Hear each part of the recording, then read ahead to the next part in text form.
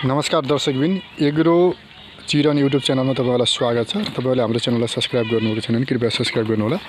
यहाँ क्याप्सिकम कसरी प्याक गर्ने भनेर छोटो जानकारी मैले तपाईलाई दिन गइरहेको छु।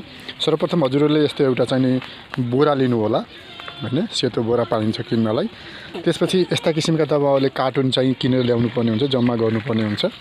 यो कार्टुनलाई चाहिँ एकदम मिलाएर राउन्डिङ तरिकाले यसरी हाल्नुपर्छ, किनभने हामीले यो कार्टुन जब यसरी राउन्डिङ तरिकाले हाल्छौं तब यो फलमा हाम्रो चाहिँ नि गाडीमा हाल्दा अथवा केही गर्दाखेरि यो हाम्रो दाग लाग्दैन। यसलाई हामीले डाइरेक्ट क्रेटमा पनि हाल्न सक्छौं हैन, तर अब हामीले यसरी पठाउने चलन छ।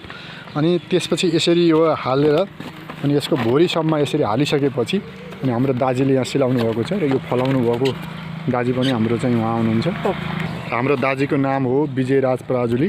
उहाँले यो अहिले प्याकिङ गर्दै हुनुहुन्छ र यो प्याकिङ गर्ने क्रममा तपाईहरुलाई चाहिँ नि यसरी एकदम मिलाएर चाहिँ राउन्डिङ तरिकाले हाल्नु होला, सेफ तरिकाले। अनि त्यसपछि हालिसकेपछि अनि हामीले यसलाई चाहिँ चारैतिरबाट यसरी डोराले एकदम मिलाएर हैन, दाजुले कसे जस्तै चारैतिरबाट यसलाई जालो बनाएर यसरी चारैतिर उनेर हामीले दिनुपर्छ। र यो हामीले यसरी चाहिँ फलाएको प्याकिङ गरेको जुन सामानहरू छ त्यो र प्रत्येक होटलहरुमा हजुरहरुको किचनमा भान्सामा यसरी तयार भएर जान्छ। हामीले हप्ताको एकपटक हामीले टिप्छौं, कहिलेकाहीँ हामी चाहिँ हप्ताको दुई पटक पनि टिप्छौं।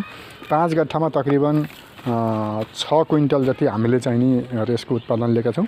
अहिले हामीले होलसेल मूल्य नै यसको 110 रुपैयाँ बारी चाहिँ बेचिरहेको अवस्था छ।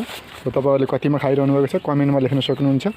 र यसरी हामीले चाहिँ नि यो एकदम उत्कृष्ट र यसको विषयमा मैले पहिला पनि भिडियो बनाएको थिएँ हाम्रो दाजुबाट, यो चाहिँ कसरी फलाउने भनेर। अब फलिकिन हामीले यसलाई बेच्दै छौं र यो एकदम उत्कृष्ट बोटको फलहरू हो र फलहरू एकदम राम्रो छ, एकदम चाहिँ नि हैन। र यो हाइब्रिड खालको जात हो, फलहरू जोस् यसको राम्रै छ। र तपाईहरुले पनि र चाहिँ आजको ज्ञान भनेको हामीले कसरी प्याकिङ गर्नुपर्छ भन्ने विषय हो। यसको पिँधमा पनि हामीले चाहिँ के गरेका हुन्छौं, कार्टुन चाहिँ बिछाएका हुन्छौं। यो बोराको पिँधमा पनि हामीले कार्टुन बिछाएका हुन्छौं। अनि चारैतिरबाट यसरी राखेर अनि अन्तिममा हामीले अब जस्तो यो चाहिँ कार्टुन छ भने यसलाई यसरी यहाँ ठ्याक्क राख्यो, त्यो नरम भागहरू कुनै पनि अब जे चिजको पनि हामीले कार्टुन अथवा कुनै चिज यसरी राख्न सकिन्छ। अनि यसलाई राम्रोसँग बिस्तारै यसलाई झाटा तन्काउनु भयो भने बोराको यो टुप्पो छिट्छ हैन।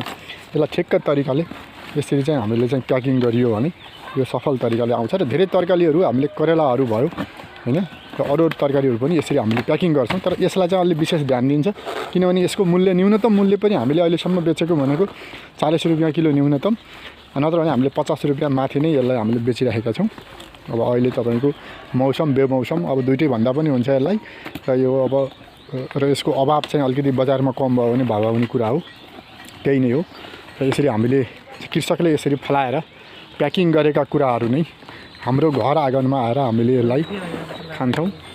र दर्शकबिन तपाईहरुले यो युट्युब च्यानललाई सब्स्क्राइब गर्नु होला, लाइक गर्नु होला, कमेन्ट गर्नु होला।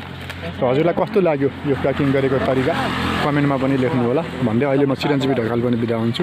जय नेपाल, जय कृषि।